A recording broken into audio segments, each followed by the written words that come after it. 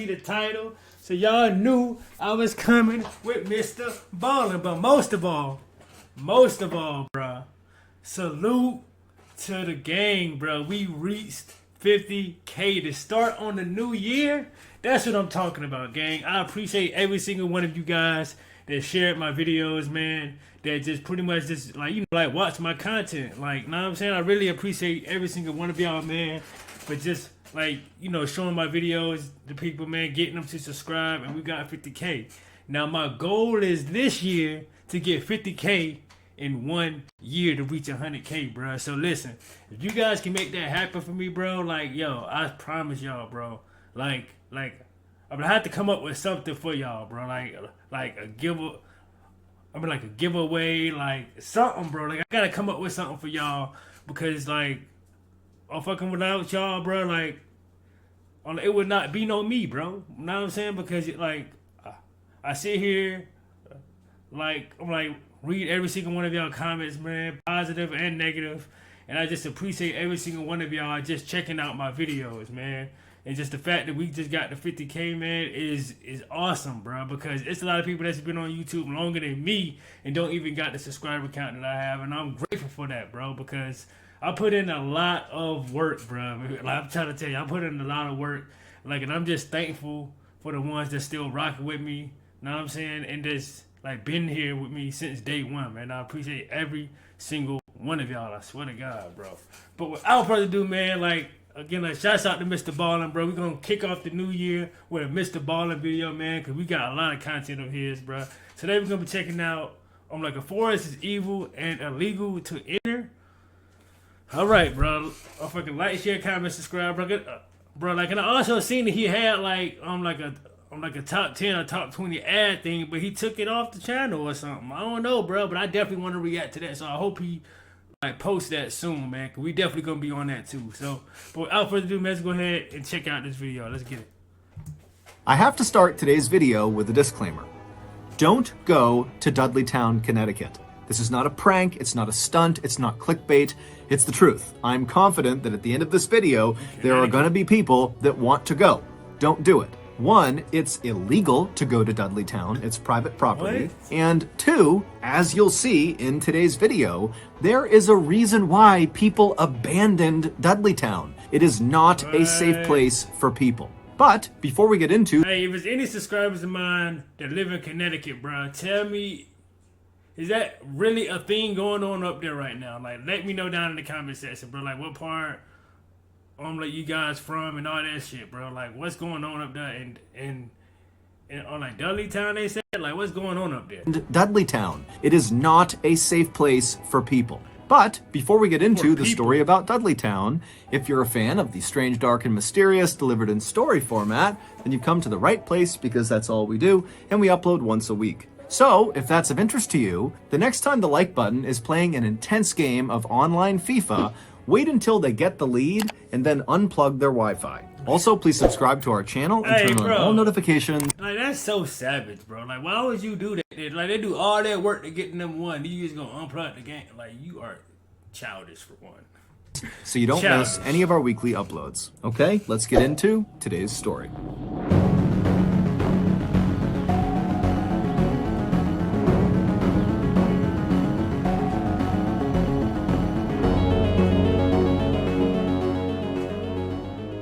It was a bright summer day in 1906, and Dr. William C. Clark and his wife Harriet were driving slowly through a beautiful part of northwestern Connecticut called Litchfield County.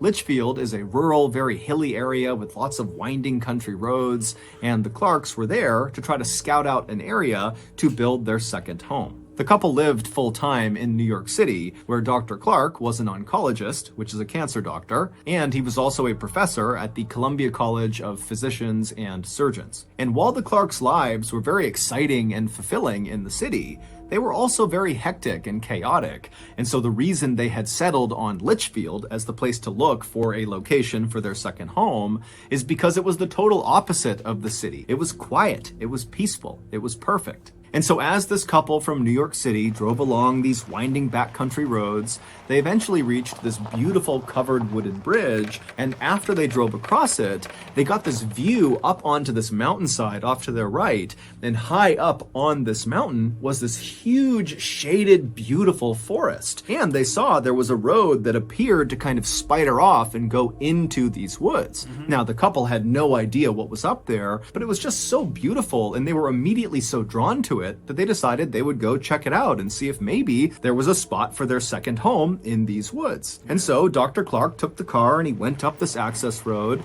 and very quickly, as they began climbing up this hillside, the road became very bumpy and overgrown. It was pretty obvious that not many cars were driving into these woods, and so before they even reached the tree line, Dr. Clark had to pull the car over and park it on the side of the road, and then he and Harriet got out, and then on foot, they continued up towards the forest. And once the couple actually entered the forest, immediately the sunlight faded because the canopy over their heads was so thick, and the air became cool and refreshing. And after walking for only a couple of minutes, the forest, which at first seemed very still and quiet, suddenly became alive. They could hear birds chirping and animals running around and insects buzzing. And then up ahead, they saw there was this field off to the side of the road that was full of all these wild apple trees growing in all different directions. And as they got closer, they saw there was just a deer right in the middle of the apple trees eating apples directly off the branches. And then just past all these apple trees, the couple began passing these huge, beautiful patches of roses and lilacs and bright yellow bitter tansy flowers that lined the road. And then before long, the couple was stepping over these babbling brooks, and off in the distance, they could hear the sound of running water like fresh spring water coming down off the mountain. And then, as the sun did begin to poke through the canopy above them, it almost looked like the forest was sparkling, literally. This forest was sitting on a hillside, and the hillside, which was made up of rock, had mica inside of it. And mica is a kind of mineral that when sunlight hits it, it almost looks like it's shimmering. And of course, there were the owls. As Dr. Clark and his wife walked farther and farther into this beautiful forest, they heard more and more owls hooting off in the distance. And to the Clarks, this made the forest feel enchanted. It was like the owls were personally greeting them. By the time the couple had turned around and begun heading back to their car, they had already made up their mind that they were going to build their second home in that forest. And so, after returning to their home in New York, they promptly put in the paperwork to purchase 1,000 acres inside of that Connecticut forest. And that forest had a name. It was called Dark Entry, and it was named that because it looked like from the outside, the forest was basically dark all the time. There was shade cast on it from mountains nearby. And then us as people, like, we want to go and investigate, and I wonder why it's called Dark Path. It's dark as shit in there, duh. Like, why do we need to go investigate it and all this and get more? Know what I'm saying? Fuck that shit. Forest was basically dark all the time. There was shade cast on it from mountains nearby, and then also the canopy inside of Dark Entry is exceptionally thick. At one time, there actually had been a town inside of Dark Entry Forest.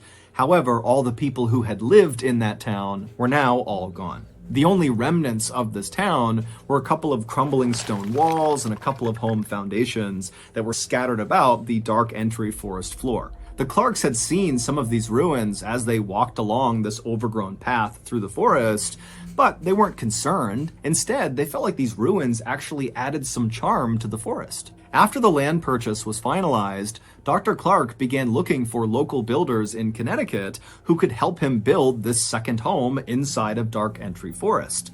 But no matter how much money he offered these local Connecticut builders, they all said no. Now, none of them gave a straight answer to Dr. Clark about why they were turning him down, so Dr. Clark just kind of assumed that, hey, this project is not huge, it's just one house, and the forest is pretty isolated and hard to get to, and so he thought, probably these builders think it's not worth the effort. But Dr. Clark was not discouraged. He decided he would just build the house himself. After all, he was a very handy, competent guy who had grown up on a farm in New Jersey, and so he knew how to build things. And so, for the next several months, Dr. Clark would travel from New York City to Dark Entry Forest every weekend, and he would build this home. First, he cut down this massive swath of hemlock trees on this one flat patch of his land, and then with all this lumber he had cut down, he built his rustic two-story cabin on this flat part of his land. And then nearby on this hilltop, there was a freshwater spring at the top, and so he laid piping from the spring into his cabin so they could have fresh water. And then at the bottom of this nearby hill was this brook, and Dr. Clark loved just standing and watching this brook because inside of it were all these trout that would dart all around. And so Dr. Clark built a swimming pool with beautiful mossy embankments right up against this brook so he could sit there and watch the fish. By Thanksgiving of that year, the cabin was done, and so Dr. Clark and his wife Harriet, they stayed at the cabin to celebrate the holiday. And as they were sitting in their swimming pool watching the trout and listening to the owls hoot off in the distance, they both agreed that this second home was like their little piece of heaven. So every summer from there on out, and every major holiday that they could manage it, the Clarks would travel to their home in Dark Entry Forest, and they would swim and hike and relax, and they'd watch the leaves on the mountainside turn from green to bright yellows and oranges and reds. It was perfect. That is, until 1918. That summer, the couple was in their second home in the forest when Dr. Clark was suddenly called back to New York to attend to a medical emergency. Harriet was very upset at the prospect of suddenly being left alone in this cabin in the middle of the forest by herself for who knows how many days. And so when she dropped her husband off at the nearby train platform, she made him promise that he would come back soon. And he said he would. And then Dr. Clark got on the train, it took off. Yeah, see, like, she don't know that for sure because, like this is business that he's going for, bro. Like, he's not going to come, like, automatically or right back. Depending on how serious the situation is, he might be gone for a while. You know what I'm saying? So you can't just, I don't know. And Harriet just stood there with her arms crossed, watching it as it chugged along off into the distance. From his comfortable seat on that train, Dr. Clark had no idea that his wife was about to endure a nightmare while he was gone. See what I mean? We've all been there. Your guests are on their way over to your house for your big New Year's Eve party, and right as they pull into your driveway... Yeah, quick question, y'all. Like, what did you guys do for New Year's, man? Like, how did you guys bring it in? Now I'm saying, me, I had to work on like New Year's Eve and New Year's Day, so I didn't even see the ball drop. You know what I'm saying? But like, if y'all did, like, I'm like, how was y'all on like New Year's? Like, how was your Christmas? Like, what did you guys get your kids for Christmas? Like, I'm like, do you guys still get gifts for Christmas? Like, if you guys did, like, let me know down in the comment section, man, because that's dope, man. And I'm just happy that, like, I just hope everyone had a Merry Christmas and a great, like, New Year. You know what I'm saying? For real, for real. You realize you've overnogged your smoked chicken gallbladder eggnog. And so with minutes to spare, you leap out of the window, shattering the glass and cutting yourself up badly. And then you jog up to Canada and dive into Baffin Bay. And you jump on top of a narwhal. And after some intense underwater hand-to-flipper combat, you take its horn off its head and you beat it to death. You take its horn, and then you swim back to land, and you jog back to your house, and you leap in through a different window, shattering the glass. And then after you stand up, you make your way into the kitchen, and you whip up a quick narwhal horn iced soup right as your guests are walking through the front door. So wait, so you do all that shit, for one, nigga, like, you must be super nigga, because how the hell you run all the way to Canada, jump in the whole goddamn ocean or whatever, and kill a whole seahorse or whatever the hell you was fighting, like unicorn, whatever. You feel me? But it's like, bro, like why do all that when this nigga just I don't know how he be coming up with these stories, bro. Mr. Ballen, bro, you got to chill, my guy. You got to chill. This is crazy, bro. Like, don't look at me like that, bro. Quick narwhal horn iced soup right as your guests are walking through the front door. What the hell? Crisis averted, right? Oh my Wrong. Smoked chicken gallbladder eggnog and narwhal horn iced soup are both just gross. So your party was doomed either way. But you know what isn't gross? HelloFresh. HelloFresh is America's #1 meal service that delivers actually good-tasting food right to your doorstep. With over 35 recipes available every week, there is something to please everyone. Choose from family-friendly, fit and wholesome, even veggie. Plus, you can easily customize your meals or sides, upgrading your proteins, or even adding a protein to your veggie meal. And if you're going to be traveling this New Year's, HelloFresh can accommodate your schedule. You can change your preferences, delivery day, and your address in just a few clicks. So, if you're ready to stop garnishing your holiday parties with trash food and drink, then sign up for HelloFresh today. To do that, go to HelloFresh.com and use code MrBallen21 for 21 free meals and free shipping. Again, go to HelloFresh.com and use code MrBallen21 for 21 free meals and free shipping. Okay, back to the story.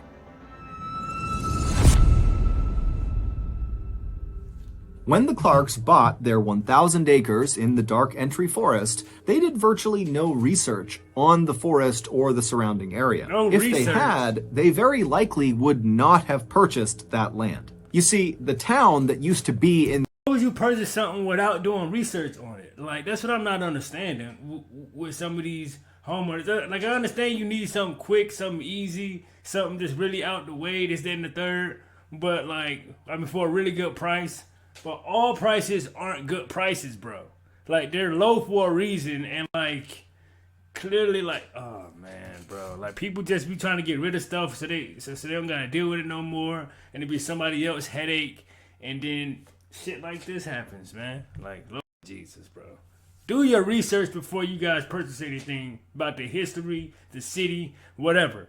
Do your research. Stop being lazy. Likely would not have purchased that land. You see, the town that used to be inside of the Dark Entry Forest, that was now just ruins that the Clarks saw when they first walked around inside of the forest, was abandoned for a very specific reason. It was cursed. At least that's what the locals say. And in fact, that was the reason why no builders in the area were willing to go with Dr. Clark into the forest to go build his house, because they were too scared to go anywhere near the ruins of this cursed town. This town, which was known as Dudley Town, was first settled sometime in the 1740s. At first, it was just a couple of people and a couple of small structures, but pretty quickly, 30 families had moved in, and it was a thriving little town. But as the 1700s came to a close, terrible things began to happen to residents of this town.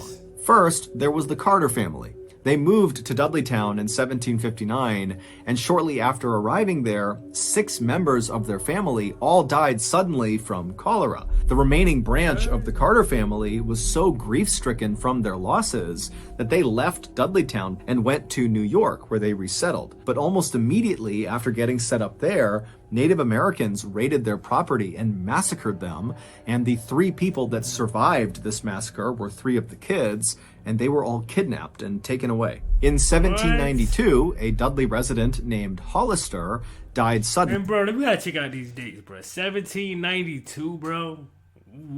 We wasn't even thought. 1792, bro. How the hell we know what the hell happened in 1792? Like, that's crazy, bro. Now, we don't know if he fell off a roof or if he was murdered. No one really knows. But what we can agree on is that his untimely death happened in the home of a man named Tanner. And Tanner, following Hollister's death, suddenly just began obsessively talking about these strange creatures he was seeing out in the woods at night, kind of roaming around the Dark Entry Forest.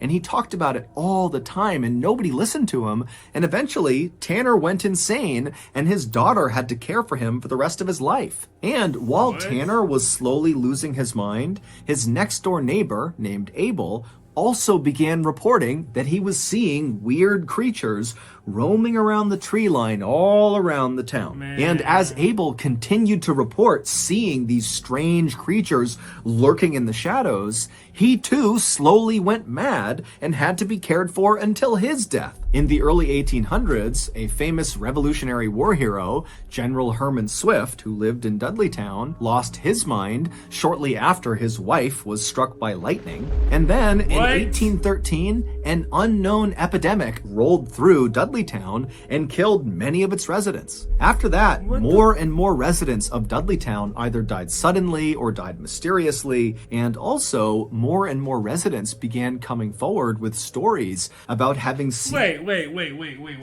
So you mean to tell me, bruh, wait. So, like, some people tragically died, and then some people, what? Like, this is crazy to me, bro. Like, this some Final Destination type shit?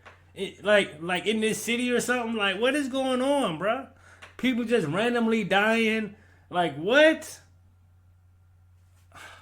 Seen these strange, shadowy creatures moving around the tree line at night. By about 1900, all the Dudley Town residents had either died or simply just left, abandoning their homes, except for one family, the Brophies. But in quick succession, the Brophy family's sheep all died, then the mother died of tuberculosis, then the two sons were accused of theft in a nearby town, and then they just disappeared, leaving one person, John Brophy, the father. But the Brophy family home burned to the ground, and so John, who was overcome with grief, just wandered off into the forest and was never heard from again. At that point, Dudley Town officially became a ghost town. No one lived there. And it was at that point, in 1906, when Dr. Clark and Harriet had their beautiful summer's day walk through the forest and discovered where they wanted to build their second home. So, fast forward back to 1918. So, what? I mean, so where are all the bodies at? Is just a ghost town, so all the bodies just like, what? Better. And Dr. Clark, he's on his medical emergency leave to New York. It winds up being very quick. He's back on a train within 36 hours, and he pulls into the station right near Dark Entry Forest, and he's expecting to see Harriet waiting on the platform for him. But when the train rolled into the station, she wasn't there. Now, Dr. Clark was not a superstitious person, but for some reason, when he didn't see his wife there, he just felt like something was off. There's no reason she wouldn't have come out here to greet him. I mean, she was worried about being all alone in the cabin, and she knew he was going to be arriving at that moment. And so, feeling a little bit panicked, Dr. Clark left the train station and on foot made his way over to the Dark Entry Forest. And when he got there and began walking on that overgrown road path that led to his house, immediately, as soon as he was within the shade of the trees, he began hearing these owls hooting very loudly off in the distance. Now, normally, the sound of these owls hooting made him feel welcome, but this time he felt scared. He felt like something was wrong up ahead. And so he began jogging through the forest, and it's very dark, and all he can hear is the sound of these owls, and it's getting louder and louder and louder. And then finally he reaches the clearing where his property is. And at this point, it's a cacophony of owls hooting practically right on top of him. And he looks up towards his house up on this hill, and he sees the front door is slightly open. And so now, with his heart racing, wondering what's going on with his wife, Dr. Clark runs up to his front porch. He gets to the door, and he flings it open the rest of the way, and then right before he stepped into his house, this sudden high-pitched noise began up on the second floor inside of his house. And it was so startling to Dr. Clark that he just froze where he was. And so suddenly it's so loud from the owls all around him and the woods behind him and whatever this noise is that he just stood there unsure what to do. And so as he's sitting there getting the courage up to go investigate his house, he realizes what this high-pitched noise is. It's the sound of maniacal, insane laughter coming from the second floor. Sensing his wife had to be in danger, the doctor charged up the nearby steps up to the second floor, and he could tell this laughter, this high-pitched laughter, was coming from the master bedroom. And so he ran down the short hallway, he got in front of the closed door that led into the master bedroom, he slowly opened it up, and there, in the back corner of his room, was his wife. She was on the ground, rolled up in a ball, facing the door. Her hands were clenched in fists, her eyes... Oh, hell no. What the hell type of demon type of shit she got going on with her? She just look... What the Eyes were heck? open and unblinking, and her mouth was open wider than was humanly possible. And as he's staring at his wife, wondering what's going on, he realizes this insane, high-pitched laughter is coming from his wife. But it doesn't even look like it's coming out of her. Her chest is just heaving, her mouth is staying open, and the laughter is just coming out of her. And so the doctor just stood there watching his wife, who's staring directly at his eyes. And finally, he just got so scared, he turned and he ran. Right. During Dr. Clark's 36 hours he was away in New York, something happened to his wife. We don't know what it was, but it caused her to lose her mind. Bro, she had to be like possessed or like something, bro. Like, cause y'all shit.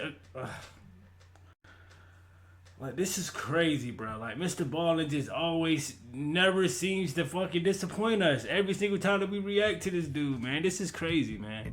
The only thing she would talk about was the strange creatures she saw out in the forest. Right. By some accounts, Harriet spent the rest of her life in a mental asylum. By other accounts, she went back with Dr. Clark to New York, where she took her life. Today, Dudley Town is not only still abandoned, but it is also illegal to visit. However, people do still sneak into Dudley Town and walk around the ruins, and many of them have reported feeling these pockets of cold air where there shouldn't be cold air. And also some others have said, as they've been walking, they've felt phantom hands slap them and push them. Some have said they've taken photographs. So why go there then? If y'all know all this history, this, that, and the third, people going there, these weird things happening, why y'all want to say, I don't believe them. Let me go try. I don't get it, bro. Just keep y'all asses where y'all at, bro. Stay right here with me and watch it together so we can react to it together. Know what I mean? What is wrong with people, bro? Leave these spears and... Oh, my God, bro.